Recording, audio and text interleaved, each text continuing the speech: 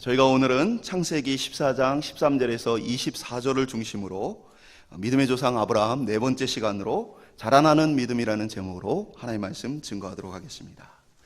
아이가 태어나고 자라나는 것을 보면 시간이 참 빨리 지나간다라는 생각을 하게 되었습니다.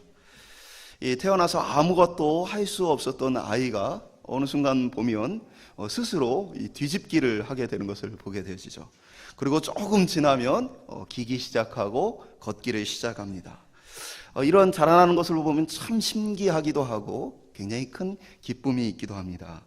저도 아들이 태어났을 때 하나님, 이 아이가 빨리 말을 하게 해주세요. 이 아이가 자라나는 모습을 보면서 인격적으로 좀 대화를 나누고 아이하고 소통하고 싶어서 하나님, 이 아이가 빨리 말을 하게 해주세요 라고 기도를 했어요. 빨리 말을 하기는 했는데 아이가 말이 많아서 저희 부부가 대화를 못했어요. 내 얘기를 들어봐 그러면서 저희가 둘이 대화를 하려고 그러면은 중간에 끼어들어가지고 자기 얘기를 들으라고 해서 저희가 한 몇 년간 대화를 충분히 못하고 살았던 기억이 납니다. 아이가 자라나는 것을 보면 이 다음에 아이의 모습이 기대가 됩니다. 어떤 모습으로 자라날까? 저도 지금 이제 초등학교를 다니는 제 아이를 보며 이런 기대가 있어요. 언제 여자친구를 사귀어서 데리고 올까? 또 이런 기대감이 있습니다. 그러니까 아이들이 태어나고 자라나는 모습을 보면 우리 안에 기대가 있고 또 그것으로 큰 기쁨이 생겨나게 되어집니다.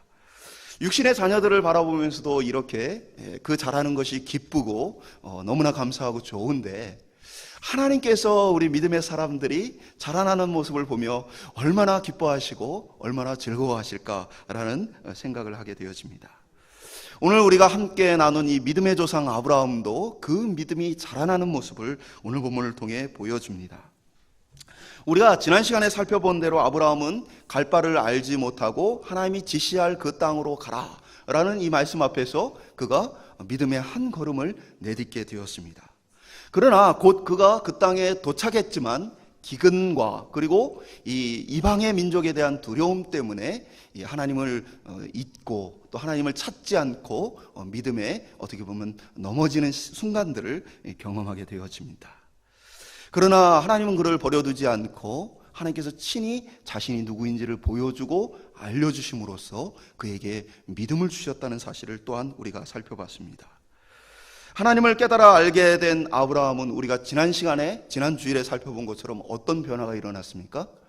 인생에 있어서 중요한 선택에 대해서 그것에 얽매이지 않고 그 선택권을 포기합니다.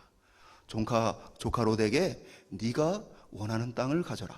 나는 네가 원하는 땅이 아닌 다른 곳을 선택하겠다. 인생에 있어서 중요한 이 선택을 포기하고 하나님, 내가 메마른 땅에 거하게 된다면 그곳에서 하나님과 함께 하겠습니다 라는 믿음의 확신을 그가 보여줍니다. 오늘 역시도 아브라함이 믿음의 반응을 보여주는 모습을 보여줍니다. 그리고 그 가운데에 믿음이 얼마만큼 자라났는지 오늘 훨씬 더 구체적으로 그 믿음이 자라남이 드러나고 나타나게 되어집니다. 오늘 아브라함의 믿음이 자라나서 어떻게 바뀌어지는지를 바라봄을 통해서 우리 역시도 우리의 믿음이 자라남을 통해서 우리 안에 어떤 변화가 일어날지, 또 우리 안에 그러한 변화가 있는지 다시 한번 돌아보는 귀한 시간 되기를 소망합니다. 한번 저희가 따라해 보겠습니다. 믿음의 자라남은 두려움을 이기게 한다. 아브라함에 대한 기록을 보면 이 창세기가 굉장히 구조적으로 잘 짜여져 있습니다. 곧 지난 시간에 우리가 살펴본 대로 아브라함은 기근과 그리고 이방인들, 애굽 사람들과 애굽의 왕을 두려워함으로 그가 믿음의 자리에서 부정 출발했고 탈락했던 모습을 보게 되어집니다. 실패했었습니다. 그런데 이 기근은 결국 생존권의 문제이자 땅의 문제이죠. 근데 그 땅의 문제를 지난 시간에 어떻게 풀어갑니까? 더 좋은 땅을 조카 롯에게 선택하라 하고 자기는 그것을 내려놓습니다. 생존이 걸려져 있는 땅의 문제를 포기하게 되어지는 아브라함의 모습을 통해서 기근을 극복한 모습을 지난 시간에 우리가 보게 되었습니다. 오늘은 또 어떻습니까? 오늘은 바로 그가 애굽에 들어가기 전에 애굽 왕과 애굽의 백성들을 두려워했습니다. 이방의 민족들의 강력한 힘을 그가 두려워하였습니다. 이 두려움을 또 그가 믿음으로 어떻게 극복하는지를 오늘 본문이 보여주고 있습니다. 곧 북쪽의 강력한 이 왕들의 연합에 대해서 그가 더 이상 두려워하지 않는 모습을 보게 되어집니다. 우리가 읽은 본문 앞부분에는, 저희가 본문이 길어서 앞부분을 읽지 않았는데 어떤 내용이 나오냐면, 북쪽의 네 왕국이 서로 연합하여 있고, 그리고 그 네 왕국이 주변 국가들을 다 통치하고 있는 모습을 보게 되어집니다. 그리고 강 주변의 나라로부터 조공을 받는 모습 속에 있습니다. 그래서 성경은 12년 동안 이 조카 롯이 거주하고 있던 소돔을 비롯한 남쪽에 있는 나라들이 12년 동안 조공을 바쳐왔다라고 기록을 합니다. 그러다가 13년째 되던 해에 남쪽에 있는 5개의 이 왕국이 다시 연합하여서 그들이 이제는 우리가 조공을 바치지 말자라고 결정을 하고 이 북쪽의 네 왕들에 대해서 배반하게 되어지는 모습을 보게 되어집니다. 그 일로 인해서 북쪽에 있는 네 왕국이 이 군인들을 이끌고 와서 남쪽 왕들을 다 물리치고, 그 군대를 다 물리치고 남쪽에 있는 사람들을 포로로 끌고 가게 되어집니다. 그때 조카 롯도 그들과 함께 포로로 끌려가게 되어지는 부분이 우리가 읽은 본문 앞부분에 있습니다. 우리가 읽은 본문 13절은 어떻게 얘기하고 있습니까? 도망한 자가 와서 히브리 사람 아브라함에게 알리니. 다 포로로 끌려간 중에 끌려가던 사람 중에 하나가 아마 도망을 친 것 같아요. 그가 찾아와서 아브라함에게 소식을 알렸습니다. 지금 남쪽에 있는 나라들이 패배하였고, 그리고 포로로 다 끌려갔다. 그리고 당신의 조카 롯도 포로로 끌려갔다라는 이야기를 해주게 되어집니다. 12년 동안 이 남쪽의 왕들이 이 북쪽의 왕들을 섬겼다라는 것을 보면 얼마나 북쪽의 왕들의 힘이 강력했는지를 보여줍니다. 소돔은 그리고 남쪽에 있던 당시의 나라들은 굉장히 잘 살고 있었습니다. 롯이 바라보기에도 그 땅이 참 좋아 보인다, 풍요로워 보인다, 좋아 보인다 생각했어요. 그러니까 남쪽도 나름대로의 경제력도 있고 힘도 있는 나라들이었습니다. 그런데 그 나라들이 12년 동안이나 북쪽에 조공을 바치며 간신히 견뎌왔던 것을 보면 북쪽의 왕들이 얼마나 두려웠는지를, 그들이 또 얼마나 강력했는지를 알 수 있습니다.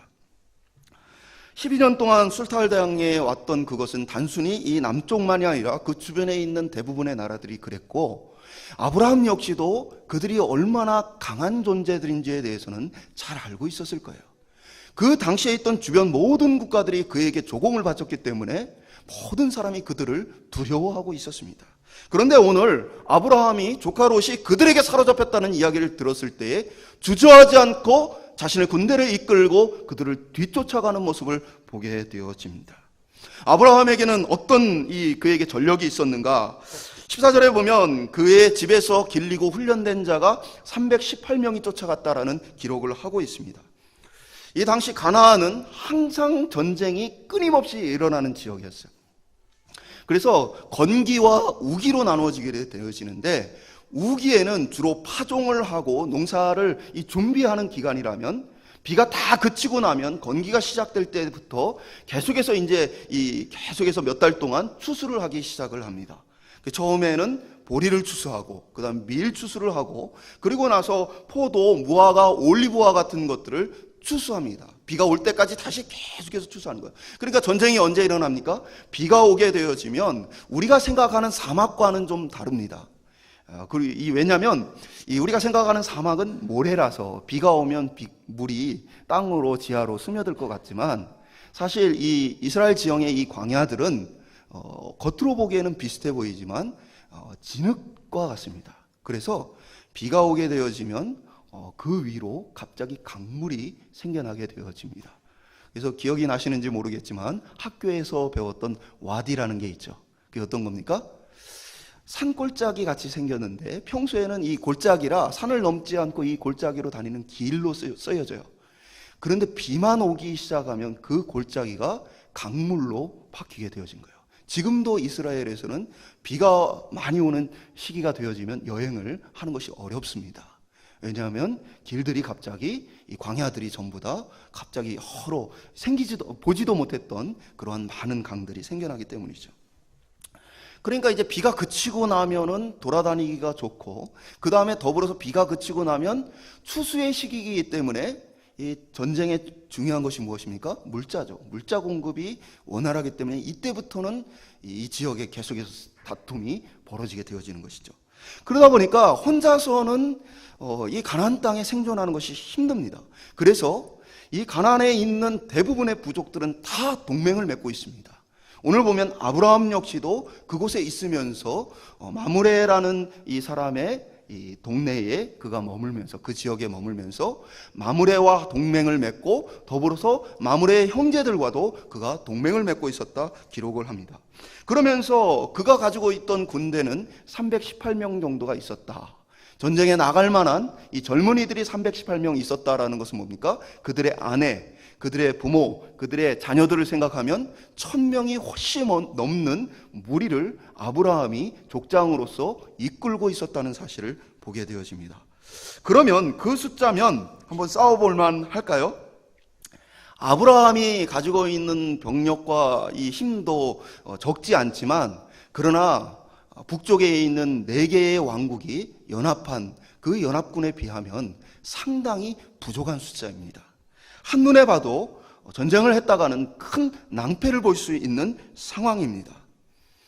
그런데 아브라함이 그럼에도 불구하고 주저하지 않고 그 전쟁을 시작합니다. 왜 그는 두려움 없이, 이전의 모습만 해도 애굽에 들어가기 전에 이방 민족을 두려워했어요. 그들이 얼마나 힘이 강한지를 알고, 내 아내가 이쁜데 그들이 내 아내를 데려가고 나를 죽이면 어떨까 걱정하고 근심하며 아내를 누이라고 속였습니다. 그는 그렇게 두려움이 있는 사람이었어요. 그런데 그가 오늘 어떻게 합니까? 이 북쪽의 강력한 군대에 대해서 바로 즉각적으로 쫓아가기 시작합니다. 두려움이 느껴지지 않습니다. 왜 그렇습니까? 그에게는 이제 하나님이 보여주기 시작하기 때문에요. 하나님이 나를 지켜주신다는 사실을 알게 되었어요. 그래서 그는 땅도 포기할 수 있고, 그리고 두려운 대상에 대해서도 마땅히 치러야 할 전쟁을 할 수 있는 용기가 생겨났다는 것이죠. 우리의 삶에도 이러한 사실 위협들이 있습니다. 북쪽 왕들의 우리를 두렵게 하는 그런 위협이 우리가 신앙생활을 하는 우리 가운데서도 사실 신앙 전반에 있다는 것이죠. 돈을 버는 일들이 우리를 위협합니다. 이렇게 하지 않으면 네가 살 수가 없다. 네 미래가 보장되어지지 않는다. 참 삶이 고단해질 것이다. 돈은 우리를 위협하기도 하고요. 자녀들 공부 잘하는 것 가지고도 위협하죠. 그래서 그런 얘기를 하시더라고요. 대학, 이건 정말 하나님으로 해결할 수 없는 힘겨운 문제다라는 고백들을 믿는 분들도 참 많이 하세요. 대학. 그래서 어떤 분은 이 시대에 새로운 우상이 등장했는데 이전 세대의 우상과는 비교할 수 없는 강력한 대학 우상이 등장했다. 그런 얘기도 해요. 자녀들을 정말 공부를 잘하게 하려고, 그래야 네가 편한 인생을 살고 괜찮은 인생을 산다라고 세상은 우리에게 메시지를 주며 계속해서 우리를 압박합니다. 많은 위협 속에서 이 위협들이 사실 굉장히 합리적이죠. 아브라함이 생각했던 위협도 합리적이었어요. 우리 아내가 너무 이쁘니까 분명히 얘네들이 우리 아내를 보고 눈여겨볼 것이고 탐하려고 할 것이다. 근데 실제로 그런 일이 벌어졌습니까? 안 벌어졌습니까? 애굽의 이 궁전에서도 고관들이 그 여인이 정말 아름답더라라는 얘기를 했고, 그리고 실제로 이 애굽 왕 바로에게 아내가 데려감을 당하는 일을 경험하게 되었죠. 어떻게 보면 인간적으로 굉장히 맞는 선택을 했고 그 위협이 현실적이었어요. 그러나 하나님은 그럼에도 불구하고 하나님이 지켜주신다라는 이야기를 하고 계십니다. 그 우리가 알고 있는 지식과 위협보다 하나님은 더 크시다라고 우리에게 말씀해주고 있는 거예요. 제가 오포중앙교회에 오고 나서 이제 페이스북에 제가 이 교회를 이제는 섬기게 되었습니다라고 글을 올렸어요. 그 글을 이렇게 전해 듣고 제게 이제 전화가 한 통 왔어요. 전에 함께 신앙생활을 했던 성도님이신데, 이분이 저하고 함께 한 2년 정도 기독교 강요를 같이 공부하는 그룹에 속해 계셨던 분이에요. 어느 날 이제 공부를 하기 전에 이분이 잠깐 오시더니 제가 할 얘기가 있습니다 라고 얘기를 하시는 거예요.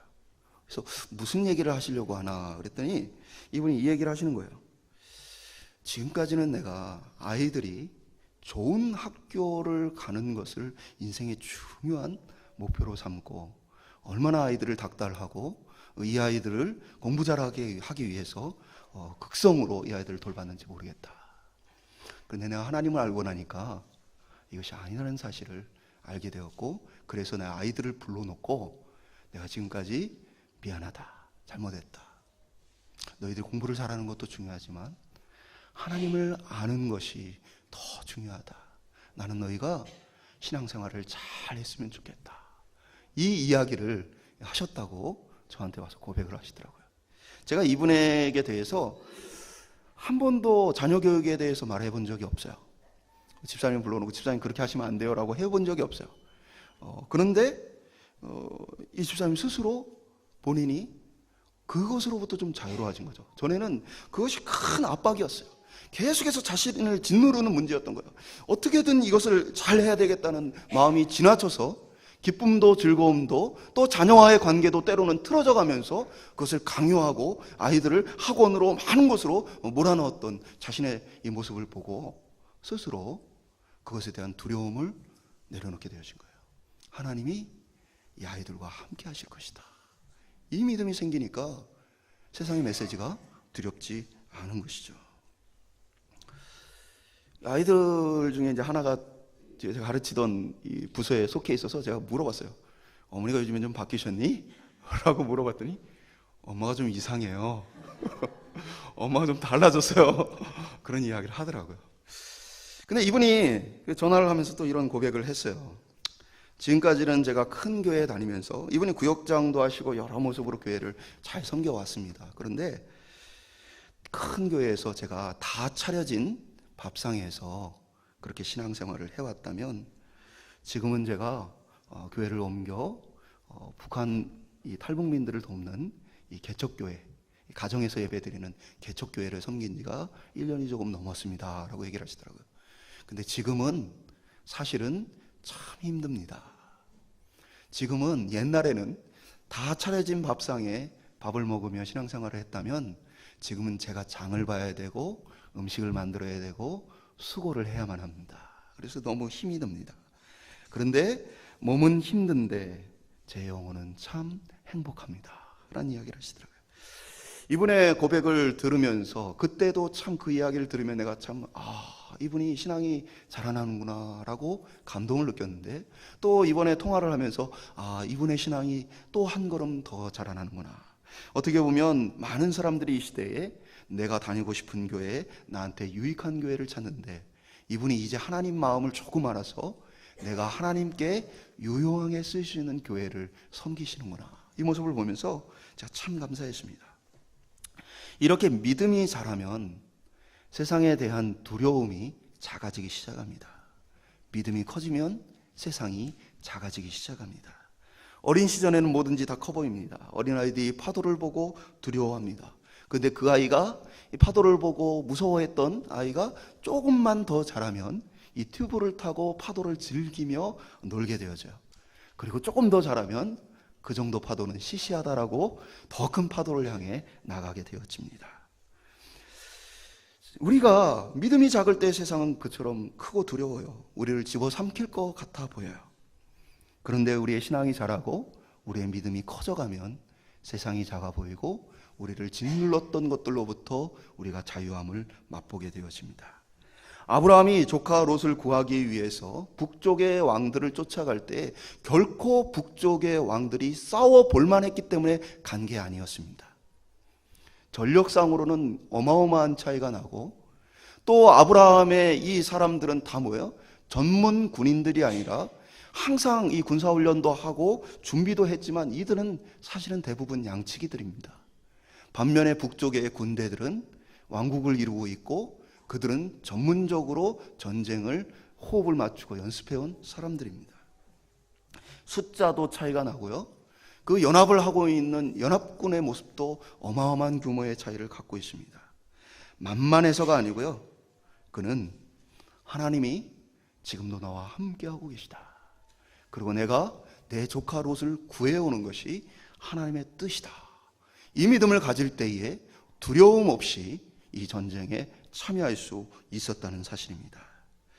오늘 저희 역시도 하나님 안에서 하나님이 나와 함께 하신다라는 이 믿음을 가지고 세상에 대해서 또 우리를 위협하는 것에 대해서 우리의 마음을 무겁게 하고 힘들게 하는 것들에 대해서 그것이 더 점점 작아 보일 수 있는 믿음의 성장이 일어날 수 있기를 주님의 이름으로 축원드립니다. 두 번째 따라 배우겠습니다. 믿음의 자라남은 자발적으로 헌신하게 한다. 15절과 16절에 보면 아브라함이 밤에 군대를 나누어서 자신이 데리고 있는 이 사람들을 나누어서 이 밤에 야습을 하게 되어지는 거죠. 기습을 하게 되어집니다. 낮에 전쟁을 했다가는 이 큰 군대하고는 이 훈련된 이 조직적인 군대하고는 싸움에 이길 수가 없는 것이죠. 그러니까 이 아브라함이 선택한 것은 밤을 틈타서 그들을 공격하는 것이죠. 그들은요, 사실은 북쪽으로부터 내려오면서 계속 모든 민족들을 굴복시키며 승승장구하며 승리를 하고 돌아가던 길이었습니다. 거의 대부분의 이 부족들이 그들 앞에서 큰 성읍들이 다 참패를 하고 무너졌던 상황입니다. 그러니까 이제 자신의 뒤에는 어느 누구도 감히 쫓아올 수 없다라는 마음을 가지고 있었던 상황이에요. 마음을 여유를 가지고 마음을 방심하고 그들이 이 포로들과 많은 이 노량물들, 재물들을 가지고 자신의 땅으로 돌아오고 있던 중이었던 것이죠. 그때 아브라함이 그들의 이 마음을 놓고 있는 그때에 밤의 틈을 타서 군대를 때로 나누어서 기습적으로 공격하여 그들을 물리치게 되어집니다. 그리고는 그가 승리를 거둔 후에 빼앗겼던 노획물들과 그리고 포로로 끌려갔던 노예들, 사람들을 다시 되찾아서 고향으로 돌아오게 되어집니다. 근데 그때에 이 두 왕이 마중을 나오게 되어지는데 하나는 남쪽의 왕인 소돔 왕이고 그리고 다른 하나는 이 살렘의 왕이라고 기록된 멜기세덱입니다.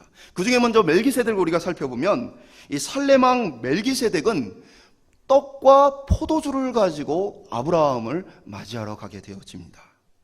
그러면서 그는 지극히 높으신 하나님의 제사장이라고 기록이 되어 있습니다. 이 멜기세덱에 대해서는 성경에 많은 기록이 없고 아브라함의 이 기록과 그리고 히브리서가 예수님은 이 멜기세덱의 반차를 따른 제사장이다라는 기록을 하고 있을 뿐입니다. 살렘, 그가 다스리는 살렘은 평화라는 뜻을 가지고 있습니다. 살렘. 이 살렘이라는 뜻 뭐예요? 평화의 나라를 다스리는 이 멜기세덱이라는 단어는 의의 왕, 의로운 왕이라는 뜻을 가지고 있습니다. 한마디로 얘기해서 평화의 나라를 다스리는 의로운 왕이다라는 것이죠. 예수님이 이 땅에 오셨을 때에 하늘에는 영광, 땅에는 평화라고 기록하고 있죠.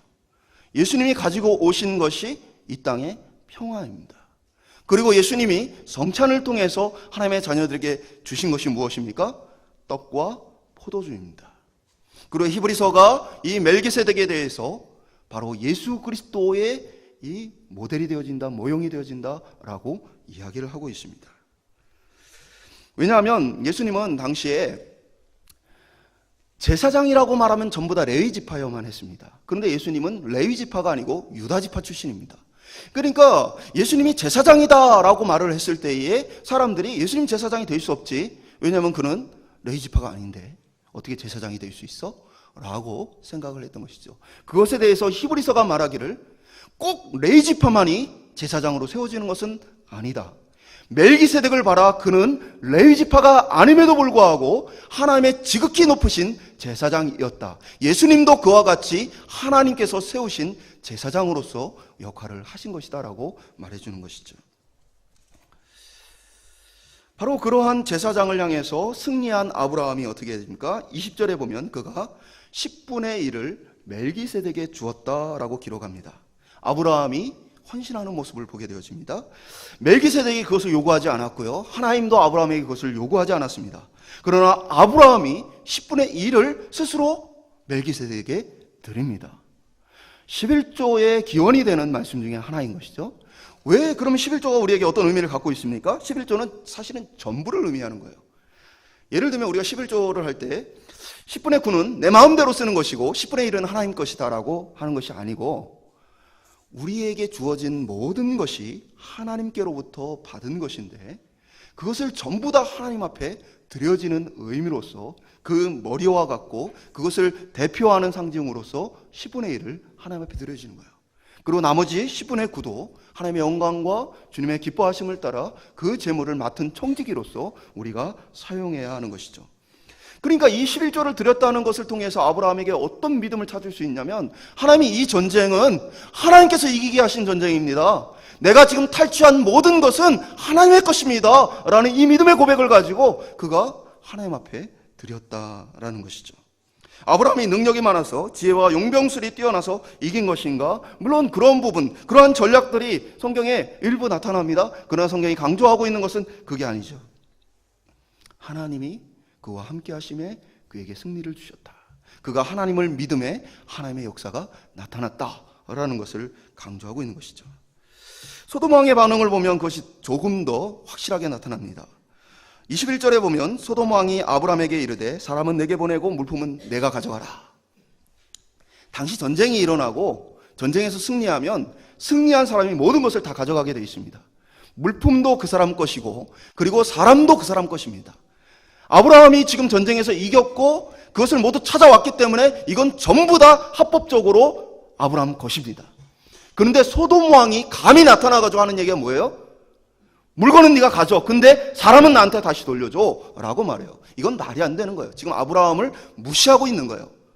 소돔 왕이 그것을 다시 되찾아가려면 두 가지 방법이 있어요. 하나는 아브라함과 전쟁을 벌여서 아브라함 것을 빼앗아 오거나, 아니면 아브라함에게 대가를 주고 이 사람들을 찾아와야 돼요. 그런데 그가 감히 아브라함에게 어떻게 말하고 있어요? 사람은 나한테 보내고 물건은 네가 가져가라. 이것은 소돔 왕이 비록 아브라함이 그 북쪽의 왕들을 이긴 것을 알지만 아브라함을 우습게 봤다는 걸 알 수 있어요. 아브라함을 두려워하지 않았다는 사실을 알 수 있어요. 왜 그럴까요? 아브라함이 지금 가지고 있는 군사의 숫자나 아브라함과 동맹 맺고 있는 그 동맹연합이 자기들의 동맹연합보다 약하다고 판단했기 때문이에요. 아브라함도 이 사실을 잘 알고 있어요. 아브라함은 하나님을 바라보니까 하나님, 내가 이길 수 없는 전쟁에 이겼고 그리고 내가 가질 수 없는 것들을 가지게 되었습니다. 하나님, 그러니까 하나님 이것을 받아주십시오. 믿음의 자라남은요, 스스로 순종하고 스스로 하나님 앞에 헌신하게 되어져 있습니다. 자원하여 하나님께 드리게 되어 있습니다. 그리고 하나님은 그렇게 받기를 기뻐하십니다. 광고에 보면 그런 거 많죠. 얘야, 옆집 아줌마가 보청기를 바꿨는데 잘 들린다고 하더라. 근데 나는 필요 없어. 나는 괜찮아. 라고 얘기를 합니다. 이게 뭔 얘기죠? 사라는 얘기죠. 사가지고 오란 얘기예요. 그런데 이 부모의 심정도 사가지고 와 해서 받는 것보다는 아니 나 필요 없는데 왜 갖고 왔어 하면서 받는 게 더 큰 기쁨인 거죠. 자녀들은 이 원리를 잘 아시기를 소망합니다. 문자 그대로 해석하지 않고 어떤 마음을 가지고 계신지 잘 헤아릴 수 있는 게 뭐예요? 성숙하고 성장한 거예요. 성숙하고 성장하니까 그 뜻이 보이고 그 마음이 보이는 거죠. 아브라함이 그와 같은 거예요. 하나님이 지금 그에게 내가 너를 이기게 했으니까 가져와 라고 말씀하지 않으셨어요. 근데 아브라함은 아는 거예요. 내가 하나님께 기쁨이 되어줘야지. 사랑하는 여러분, 헌신이나 찬양, 하나님을 높여드리는 모든 것은 강요로 되어지는 게 아니에요. 우리의 믿음이 자라나게 되어지면 우리가 자발적으로 찬양을 하게 되어지고요, 자발적으로 하나님을 높이게 되어져 있어요. 오늘 내가 정말 내 믿음의 상태가 어떤가를 돌아보기 위해서는 뭐예요? 내가 하나님을 어떻게 찬양하고 있는가? 내가 하나님 앞에 어떻게 헌신하고 있는가? 우리 자신을 사실 바라보면 사실은 알 수 있다는 사실이죠. 오늘 그렇게 믿음의 자라남을 통해서 자발적으로 하나님께 찬양과 영광과 헌신을 돌릴 수 있는 저와 여러분 될 수 있기를 간절히 축원드립니다. 마지막으로 한번 따라해 보겠습니다. 믿음의 자라남은 사명을 이루게 한다. 아브라함은 오늘 비로소 자신을 부르신 하나님의 뜻을 이루어 드립니다. 아브라함이 자신을 하나님이 왜 부르셨는지, 자신에게 어떤 사명을 주셨는지 그가 처음부터 알고 있었다고는 생각이 들지 않아요. 그러나 하나님을 경험하고 만나고 하나님과 동행하는 과정 속에서 그가 조금씩 하나님의 뜻을 깨닫게 되어지고 알게 되어집니다. 하나님은요, 사실 아브라함을 구원자로 부르셨어요. 그를 복으로 부르셨다는 사실은 그가 만나는 사람들마다 부자 되게 만들고 그가 만나는 사람들마다 일이 잘 되어지는 것이 아니라 무엇입니까? 사실은 이것은 선교적인 부르심이자 구원을 위한 부르심이었어요. 아브라함을 통해서 많은 이들이 구원을 얻게 되어지고 궁극적으로는 예수 그리스도를 통해서 아브라함의 자손인 예수 그리스도를 통해서 인류를 구원하시고자 하는 하나님의 구원 계획이, 선교 계획이 아브라함 속에 있었습니다. 그런데 오늘 아브라함이 그 사실을 알았는지는 모르겠지만 분명한 건 뭐예요? 지금 조카 롯에게 구원자의 역할을 지금 하고 있어요. 그가 믿음이 생기고 나니까 그 기회가 주어졌을 때에 구원자로서 자기 역할을 감당하게 되어져요. 저는 이 모습을 보면서 어떻게 우리가 하나님의 뜻을 이루어드릴 수 있고 우리의 사명을 이룰 수 있을까 생각했을 때 사명을 깨달아 아는 것보다 중요한 건 우리가 믿음이 자라나는 것이라는 사실이에요. 쉽게 설명을 해볼까요? 단단한 곳에 못을 박는데 아이들이 가지고 있는 장난감 망치, 플라스틱 가벼운 장난감 망치가 있어요. 이걸 가지고 이 단단한 못을 박을 수가 있을까요? 박을 수 없겠죠. 그런데 망치는 아닌데 이 단단한 돌이나 쇳덩어리를 들고 그 못을 박을 수 있을까요? 박을 수 있죠. 이 차이예요. 사명을 깨달아 아는데도 믿음이 받쳐주지 않으면 가벼운 플라스틱 조각처럼 그것이 망치처럼 보여도 망치로서의 기능을 할 수 없어요. 그러나 망치처럼 보여지지 않지만 단단한 돌과 단단한 쇳덩어리는 망치로서의 역할을 할 수 있어요. 우리의 내면이 변화되어서 우리의 본질이 바뀌어서 믿음이 자라나고 우리가 단단해지면 하나님께서 우리에게 맡겨주신 사명을 때로는 우리가 깨닫거나 깨닫지 못하거나 그것을 성취하고 이루어드릴 수 있는 삶을 살 수 있다는 사실이에요. 오늘 아브라함은 자신이 구원자인지 제대로 알았는지 모르겠어요. 그러나 하나님께서 그를 구원자로 부르셨을 때 그의 믿음이 자라나고 나니까 그가 구원자로서의 역할을 감당할 수 있게 되었어요. 믿음의 자라남은 그처럼 우리에게 우리의 신앙과 사명에 중요한 일이라는 사실입니다. 말씀을 맺도록 하겠습니다. 하나님께서 우리에게 주신 믿음은 자라나게 되어 있습니다. 때로는 넘어지고 쓰러지는 시간을 가져도 하나님이 그것을 자라나게 하십니다. 때로는 더디 자라나기도 하지만 그러나 자연스럽게 우리를 바꾸어 갑니다. 우리 안에서 두려워하던 것들, 우리를 위협하던 것들, 세상이 우리에게 욕심을 주고 우리를 가슴 아프게 했던 것들, 그 많은 것들로부터 우리를 자유케 만듭니다.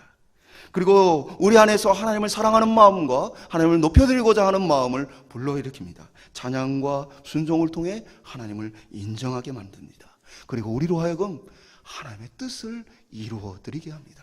우리가 왜 사는지, 오늘 왜 숨쉬는지, 우리가 무엇을 하며 살아야 하는지, 우리의 삶의 참된 가치를 우리로 살아갈 수 있게 해줍니다. 우리의 믿음은 계속해서 더 자라가야 합니다. 이 땅에 있는 동안 우리는 계속해서 그 믿음을 키워가야 합니다. 저도 제 자신을 돌아보면 한꺼풀만 뒤로 돌이켜보면 참으로 믿음이 부족하다는 사실을 인정할 수밖에 없습니다. 오늘도 자라나야 되고 내일도 자라나야 합니다. 매일매일 믿음이 자라나는 것을 통해서 하나님의 기쁨이 되어야 합니다. 자라기를 멈춘 그리스도인, 하나님을 바라보기를 멈춘 그리스도인은 사실은 더 이상 그리스도인이라고 말할 수가 없습니다. 오늘 우리 안에서 우리 자신을 바라봤으면 좋겠습니다. 내가 예수를 믿고 나는 어떠한 변화가 내 삶에 일어났는가. 그리고 또 한 해를 시작하는 이 1월에 하나님, 내가 한 해가 맞춰지는 이 끝에서 나의 믿음은, 나의 삶은 얼마나 많은, 내 본질은 변화가 되었습니까? 그것들을 좀 바라볼 수 있는 한 해가 되기를 소망합니다. 인생의 중요한 가치인 하나님과 깊이 있게 사귀고 하나님을 더 아름답게 높여드리는 이 믿음이 더욱더 찬란하게 빛나는 저희들의 신앙생활 되기를 주님의 이름으로 축원드립니다.